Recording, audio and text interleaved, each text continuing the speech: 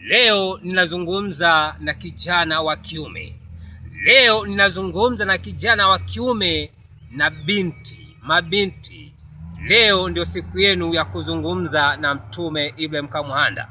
Wewe kijana, unapokuwa umempenda binti, uhakikisha kwamba umempenda na sio kwamba unamlazimisha ili akupe tunda afu unoke zako. Unapokuwa umempenda ile kikweli kweli ya kwamba huyu atakuwa ni mke wangu, yani mke wako, sio kwangu mimi, mke wako. Na wewe binti, uhakikishe unapokuwa umempenda kijana, uhakikishe usimpe tunda kabla ya ndoa.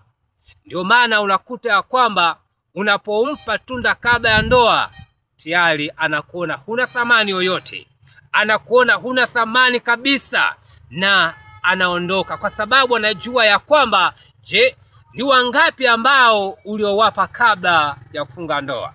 Usitangaziwe tu ya kwamba ninataka kufunga na wewe ndoa, kisha ukaanza kutoa tunda, kisha ukaanza kutoa nini? Ukaanza kutoa tunda. Na usile pesa za mwanaume kabla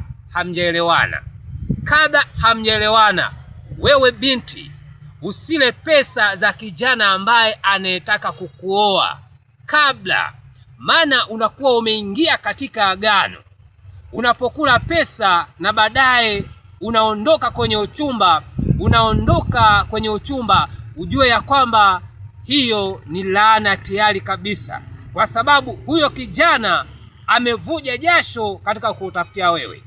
Ahadi ilikuwa ni kuoana, lakini mmoja wapo, kijana wa kike au wa kiume, mkisha kuja kufarakana na kuachana kabla hamjaoana, na umekula pesa zake, aidha kijana wa kike aidha kijana wa kiume, ujue umejitafutia matatizo katika familia yako, au unaweza usiolewa kabisa, au unaweza usizae kabisa. Hayo mawili yanaweza yakakutokea. Uwe makini na msikivu katika hili. Ubarikiwe.